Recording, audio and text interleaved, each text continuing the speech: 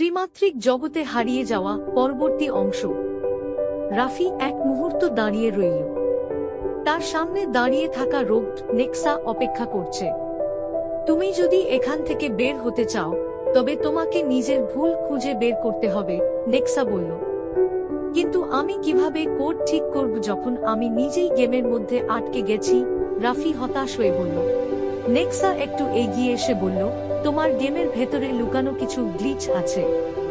যদি তুমি সেগুলো ঠিকঠাক চিহ্নিত করতে পারো তাহলে এই দুনিয়া থেকে বেরিয়ে যেতে পারবে। কিন্তু সাবধান, এই দুনিয়া তোমাকে আটকে রাখতে চাইবে। রাফি চারপাশে তাকিয়ে দেখল এক বিশাল ডিজিটাল শহর, আধুনিক বিল্ডিংগুলো ভাসছে, রাস্তায় গাড়ি চলে কিন্তু চালক নেই।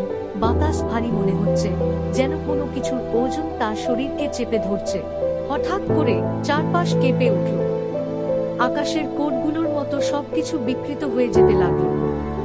রাফি দেখল একটা বড় এর মেসেজ বাতাসে ভাসছে। এর মধ্যেই এক বিশাল কালো ছায়া রাফির দিকে ধেয়ে এল। তার চোখ দুটো লাল জ্বলজ্বল করছে। তুমি এখানে নতুন কোড লিখতে পারবে না। রাফি বুঝতে পারল এই ছায়া আসলে তার নিজের কোডের ভুলের প্রতিফলন।